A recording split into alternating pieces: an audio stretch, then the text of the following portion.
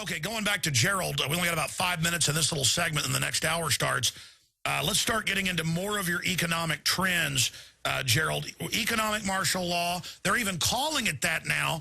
Months and months after you first started using that about a year ago, they're calling it that in multiple states now. Yes, and when you have to really look at what's going on over in Europe, Hungary is a real close one to watch. They're in real financial trouble. They can't even meet the IMF, the International Mafia Federation's demands to get more money. So their liberty is gone. Freedom of the speech, they're taking over. This new government is taking over the government. So that's a model to watch. Because all throughout Europe, what they're doing, as the economic systems collapse, they're throwing more and more actual martial law on top of the people to keep them in control. When this system finally implodes, and we believe it's going to happen in Europe, the first quarter of 2012, they're going to call bank holidays. There's a videotape that anybody could Google it up. We sent it to you, of Joe Biden talking to Corzine when Corzine was running for re-election of governor, 2009, June. And I said that when Obama got elected, the economy was so bad that they might call him.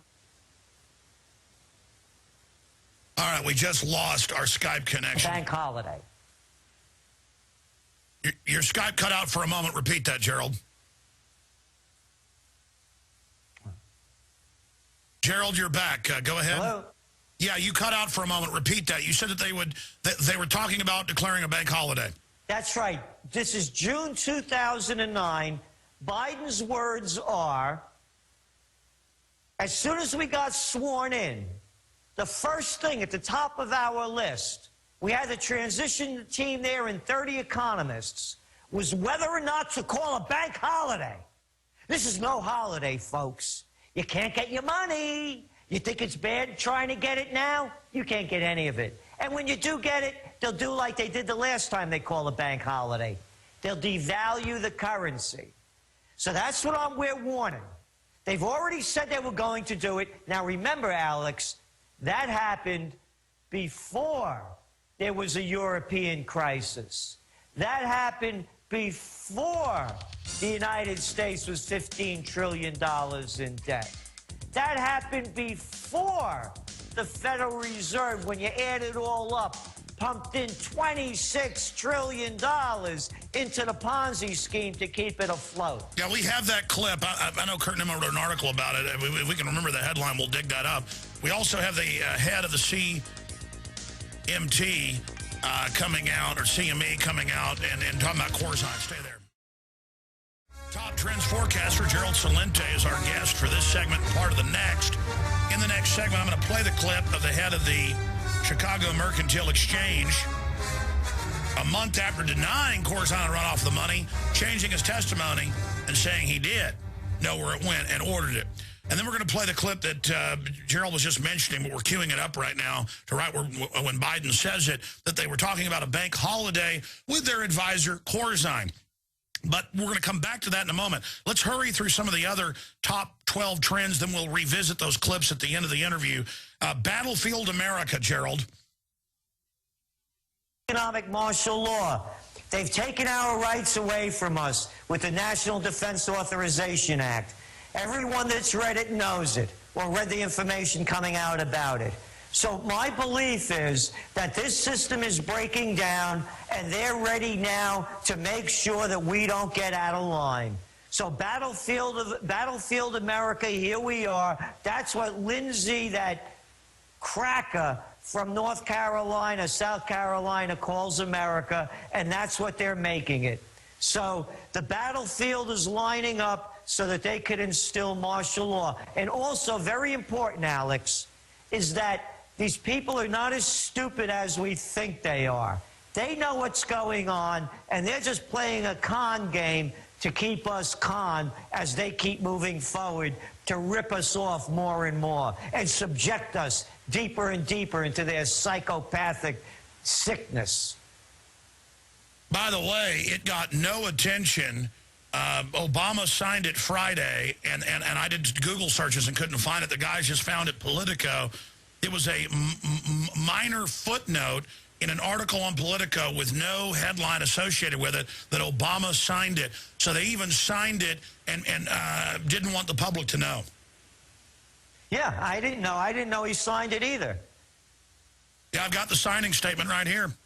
And it did, and this never made the major news. It was buried on page A31 in the bottom corner of the toilet paper of record, the New York Times, with a bland headline that mentioned nothing about what this law did. Wow, but they know they're going to end up devaluing the money and stealing it, and I guess they think the military is going to protect them. What's going to happen when the military's checks don't cash? Well, you know, the military, though, whatever happens in this country, it's happening like they happen in other third world countries. The military and the police become the enforcers for the criminal crime bosses. They'll steal enough to pay them because they'll get every nickel out of us. Let's continue into your third trend. Let's get into invasion of the Occupy. Yes, this is really huge. What's happened with the octopi, as we call it, an octopi, a tentacle creature that's reaching out all over the world. Its strength is that it doesn't have a head to cut off, like a Julian Assange. WikiLeaks was putting out valuable information, but when they cut the head off, the information died.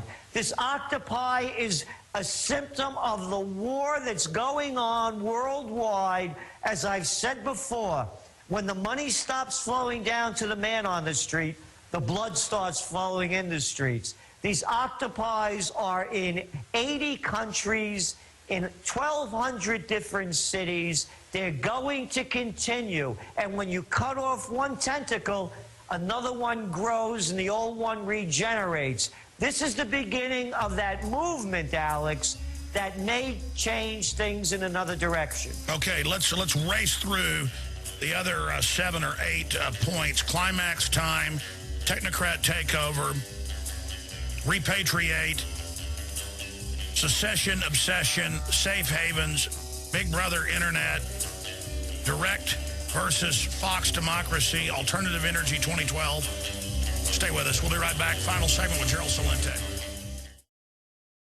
I mean, literally, one of the early discussions we had in Chicago in preparation for the administration, our transition team out there, we got together, I think it was 30, 35 economists, all left, right, center. And what did we talk about? The first question they want to raise with us is whether we might have to call a bank holiday on the day after we were sworn in. Ladies and gentlemen, the president and I weren't back there blaming John Corzine then. You know what we were doing? We were on the phone calling John Corzine. Literally. I literally picked up the phone and called John Corzine and said, John, what do you think we should do?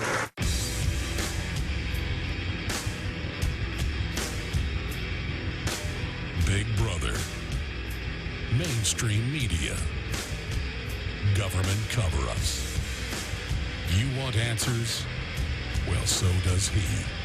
Live from Austin, Texas, broadcasting worldwide, it's Alex Jones.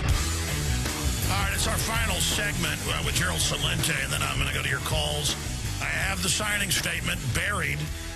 I couldn't find it. The guys found it. I mean, no one that I knew talked about the fact that Obama signed this last Friday. I guess going into a Christmas weekend, nobody noticed. Gerald Celente of TrendsResearch.com is with us going over his top 12 trends. And he says he'll come back for a full hour before the year ends or early next week to really break these down. But he mentioned that clip. Yeah, there's Corzine, the former head of MF Global, the former head of Goldman Sachs, the global kingpins. And I don't blame Goldman Sachs for what happened. I called them and asked them how to fix it. Yeah, they really know how to fix things, don't they, Gerald? Oh, yeah, they're great at it. And remember that clip, Alex. That was great that you played it. Think of what that means. A bank holiday? This is no holiday. You want to hear an Orwellian word, that's one. Do you realize what this country will look like with people not being able to go to work, with the banks closed, with mayhem and bedlam? All hell will break loose, and then they'll get to use the military. They've got... You got it. That's why they push this through. So they'll have all the people in place to crush any rebellion or outrage. Could you imagine, who did we call? John, I can't find $1.2 billion Corzine to help us fix this thing. Who could get away with this crap? Now, let's talk about the Chicago Mercantile Exchange. Their head, a month and a half ago, criticized you, but since then he's come out, Mr. Duffy, before Congress at the same hearing as Corzine, and said that, hey, what you were told by him is not true. Our people were talking to him, and at the meetings, he knows where the money went.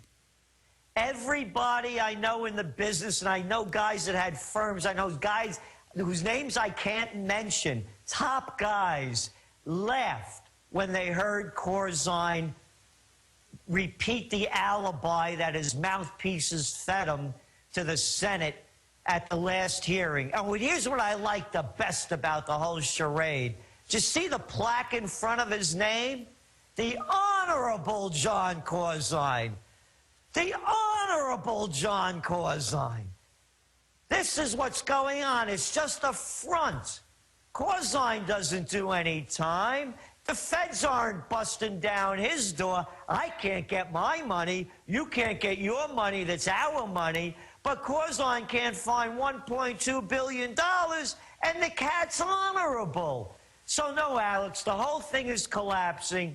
That tape that you played proves it. A bank holiday. That should be headline news. And by the way, Ron Paul gets criticized for saying something like that's coming. He's on the banking committee. He knows it's being discussed. You've got to leave in a minute, but you've agreed to come on later in the week to go over the rest of your 12 points. But briefly, I want to play Terrence Duffy 2 weeks ago, proving that Corzine's lying, and Corzine has still not gotten in any trouble. And his former deputy was over the federal agency that allowed this and has disappeared. But the media doesn't care about that because they're bought and paid for. They're whores, bought and paid for by these people. They're not media. Here's the clip. After receiving this information, CME remained at MF Global while MF Global attempted to identify funds that could be transferred into segregation to reduce or eliminate the discrepancy. A CME auditor also participated in a phone call with senior MF Global employees wherein one employee indicated that Mr. Corzine knew about the loans that had made for the customer segregated accounts. CME Group has provided this information names of these individuals to the Department of Justice and the CFTC who are investigating these matters. All right, so understand something, folks. That's the whole mercantile exchange above this who had their people in there. Now, obviously, if Gerald Celente's pulling out, you know, $15,000 or whatever it was, and they're freaking out. If I'm pulling out $5,000, they're freaking out. Oh, but they don't know where billions went. Yeah, they do. It went to Goldman Sachs. It went to J.P. Morgan. It's on record. So in closing, there it is, Gerald, and he's not gotten in trouble. So if he doesn't get in trouble, it sets the precedent they can do anything. They have done anything. You haven't seen one head roll on Wall Street with this whole financial crisis. What a joke, the Justice Department. You know, it's just us little people, not them. And the CFTC, you pointed it out. Who's the head of the CFTC? Gary Gensler.